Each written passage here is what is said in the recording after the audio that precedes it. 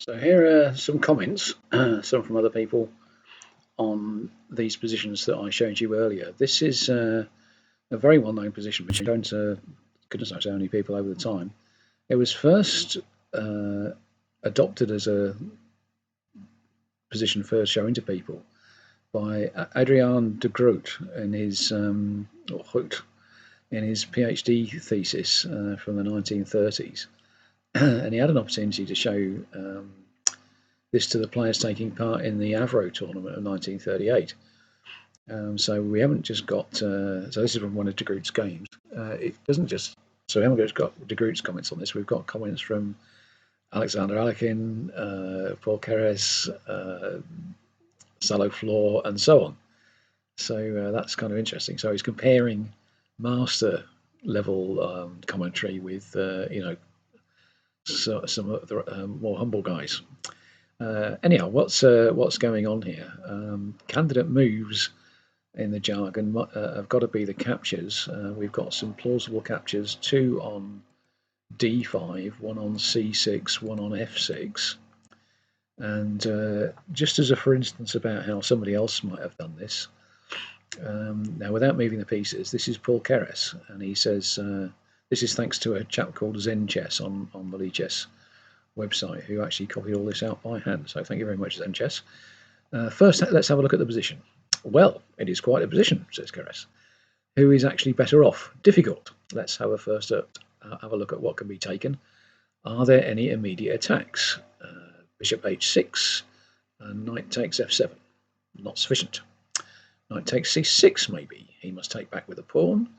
With a rook, costs a pawn. With the queen will not be possible either. So knight takes c6, b takes c6, bishop takes d5, c takes d5, queen f3. That seems to win a piece. Pause. The pawn at b7 is attacked.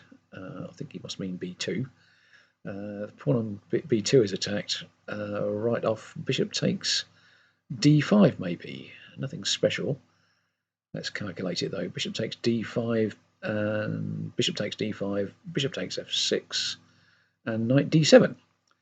Possibly even knight takes d5 first. So bishop takes d5, knight takes d5, costs a piece. C takes d5, queen f3 maybe.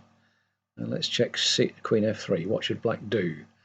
King at g7 then, for instance, and knight g4 will probably win. Well, white will win after bishop takes d5. I mean, very interesting. The first line that Keres concluded, that seems to win a piece. He didn't seem to go back to that and win the piece. In fact, if you play that line out, yes, you do have this giant threat against the knight on f6, but your b2 is dropping, and that was what Keres mentioned next. And maybe he had seen that puts off, put him off playing that line. So that's kind of interesting. Another example which was played, but both players had a look at this idea with knight takes c6 and Salo Floor. Again, let's try not moving the pieces. Floor played and announced as a solution: knight takes c6, b takes c6, bishop takes c5, c takes d5, bishop takes f6, bishop takes f6, and then knight from e5 to d7, forking queen and rook. However, let's move some pieces. Knight takes c6, bishop takes c6. I want to turn my sound down. How do we do that?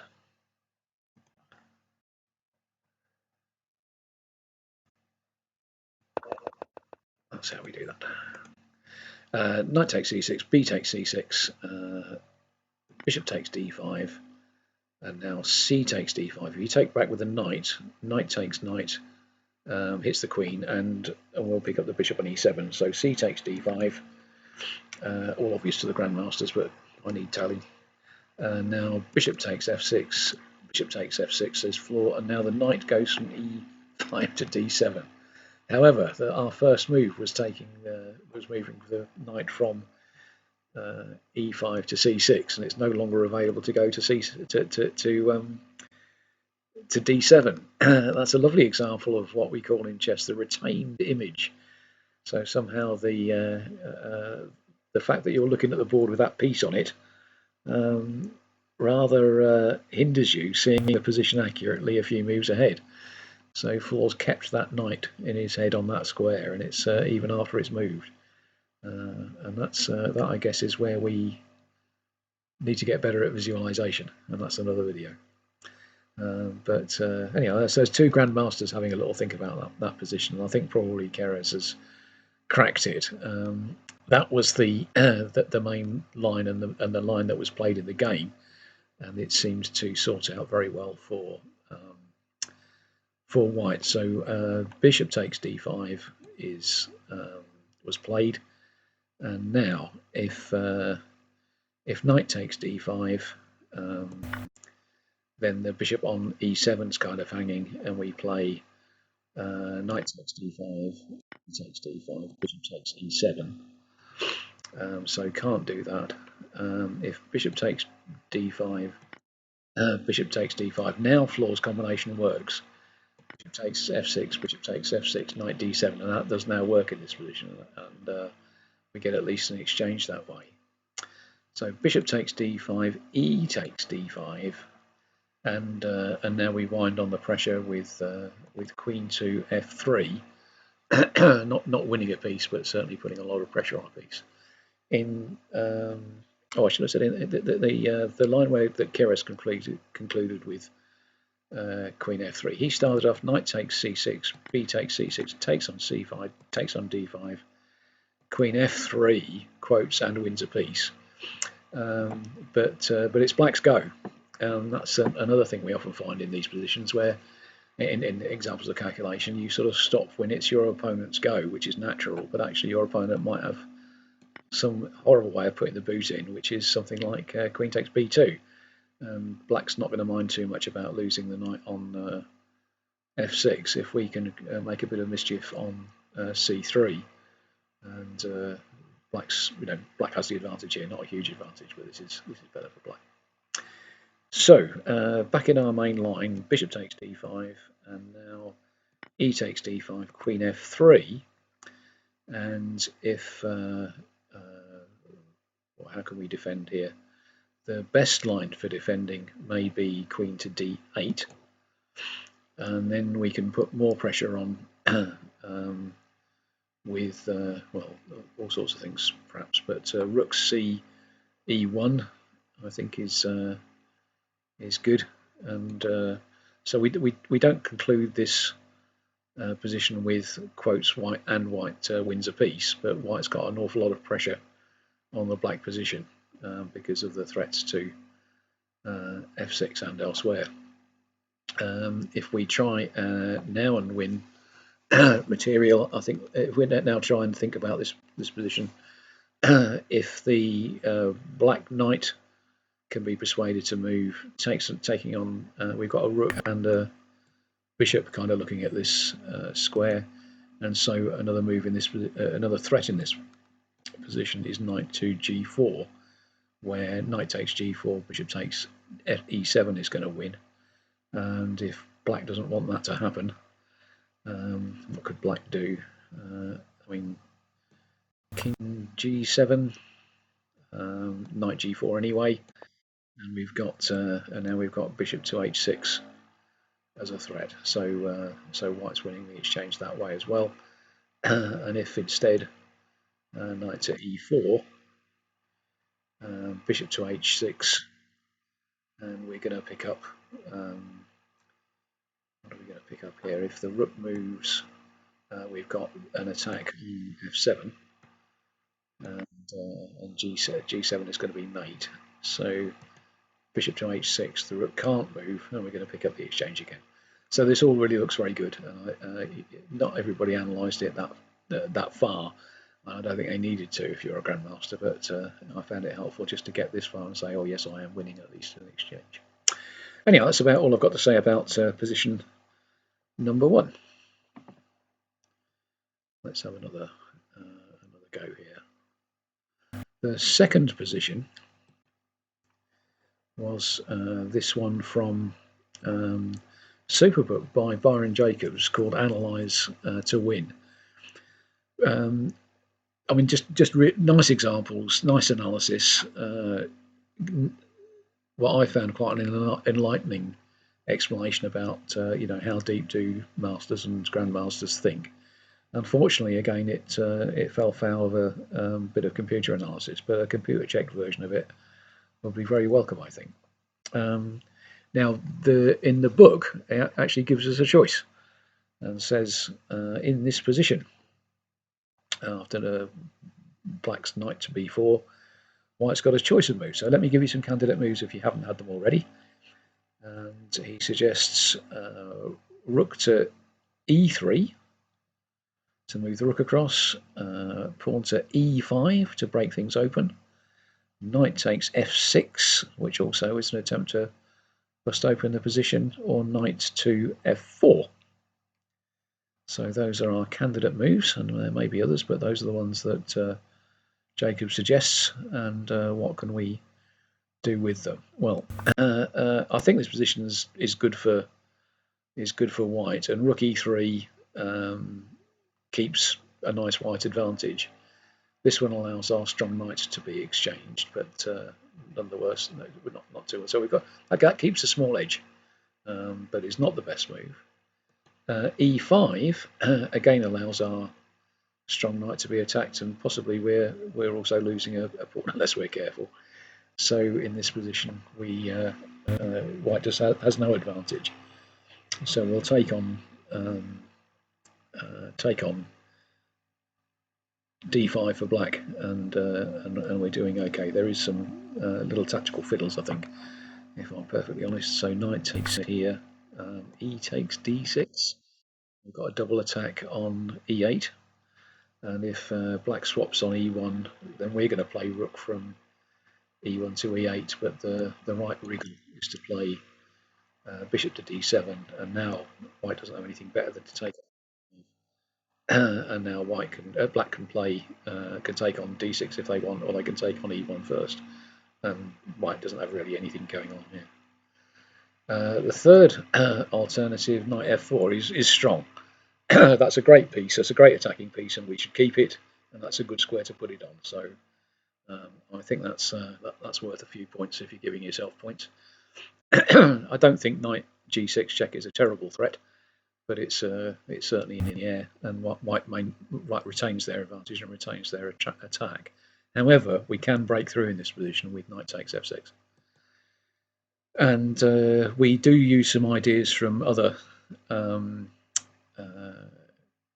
lines here, which is sometimes the case. So knight takes g6, g takes g6, and now e5. E5 is powerful because clearly, if black takes the pawn, we lose the queen. If black allows us to take the pawn, we lose the queen. And if we take on e5 with the with a pawn, then knight to e4 uncovers an attack on the queen, and again threatens all sorts of mayhem down on the f6 point. So this is all very winning for white. And what the best move here for black is, I mean, almost everything loses in similar style. There's not really much that black can do here to defend. To defend f6 is not easy. To escape with the queen is not easy. I mean, if we play queen to d7, then takes here, king moves maybe, and then e6, and then the queen is trapped. So that seems to win handily. If we try and defend our f6 point, then this move e takes f6, and again black's got problems on e8 as well as on g7. and we've discovered before that taking on e1 is not much of a help, because the rook can make the return journey to e8 with devastating effect. So there may be other lines in there that you can pick the bones out of, but that's I think that's the heart of it. I don't know that Jacobs gave much more analysis than that in his book. So that's that one.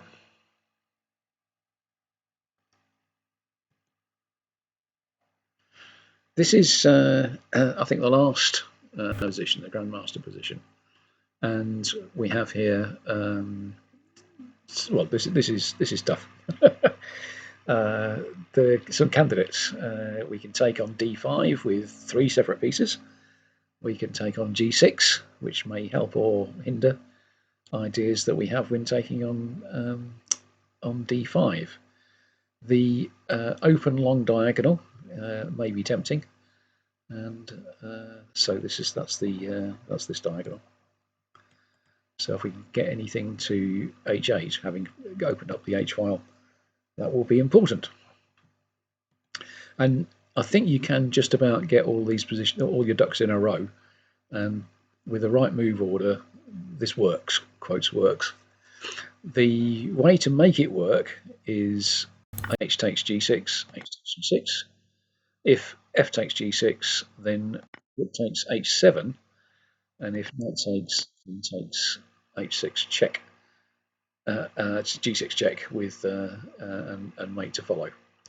So h takes g6, h takes g6, and now bishop takes g5, d5, and if knight takes d5, rook takes d5, exclamation mark, and now bishop to e5 is very strong.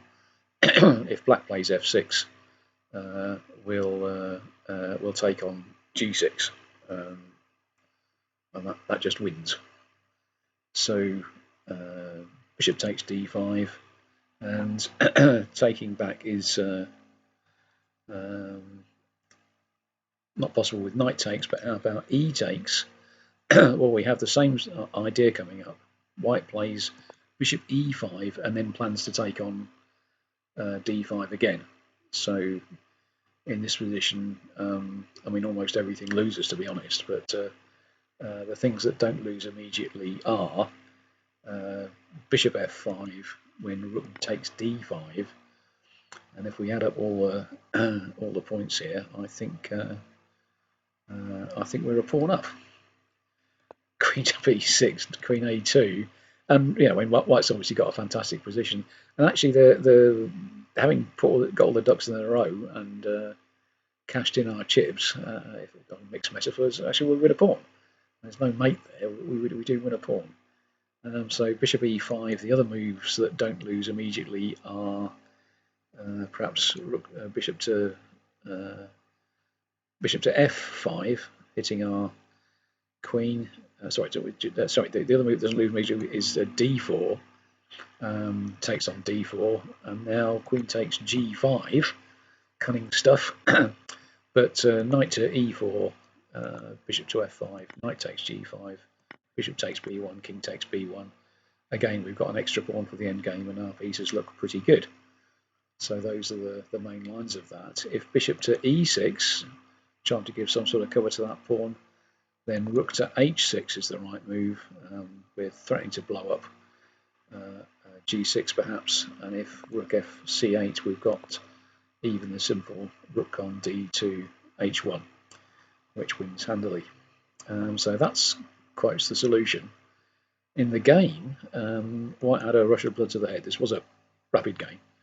White had a rush of blood to the head and played knight takes d5, e takes d5, h takes g6, h takes g6, which we could have perhaps played in a different move order, and now played, well, queen a2 is the right move, but now played rook takes d5, hoping that all worked. Knight takes d5, bishop e5. Now that all could kind of work for White, and in the game, Black was believing and played queen c5, check, takes, rook d8, setting up a discovered check, but takes an f7 discovered check and takes with another discovered check, and that was the end of the game. Bish bash bosh. Which is brilliant and to be applauded.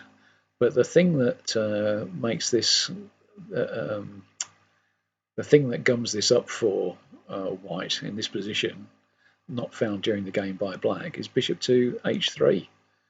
And goodness me, why does that matter to anything? Well, if you take with the rook, there's a check down here from the queen, and if you take with the pawn, you've blocked the h-file, which is important in lots of lines, and is rather removing the point of being able to play rook h8. So that kind of saves things. I mean, it's still a hell of a messy position. I don't fancy my chances of surviving this very many moves against any standard opposition. But what can I play here? I mean, we are a rook down, and no obvious way of getting it back. So what could we play? Queen a2. Oops, that's queen a1. Queen a2. Oops, that might do. And there are other opportunities to play. So that's the fourth position. And lastly, the third position that I offered you is from Kostya Kavutskiy, and actually it's his game and it's his analysis, which I wouldn't want to steal his thunder. And if you follow the link on the screen there to his video, he explains what he saw in this position. There is to be seen in this position, but it's proper master level stuff. But the point of all of this was not so much did you get these positions right, but what does it feel like to do some real calculation? Now, having tried some real calculation, I'm going to offer you some commentary on what it feels like to do calculation and what might help in another video.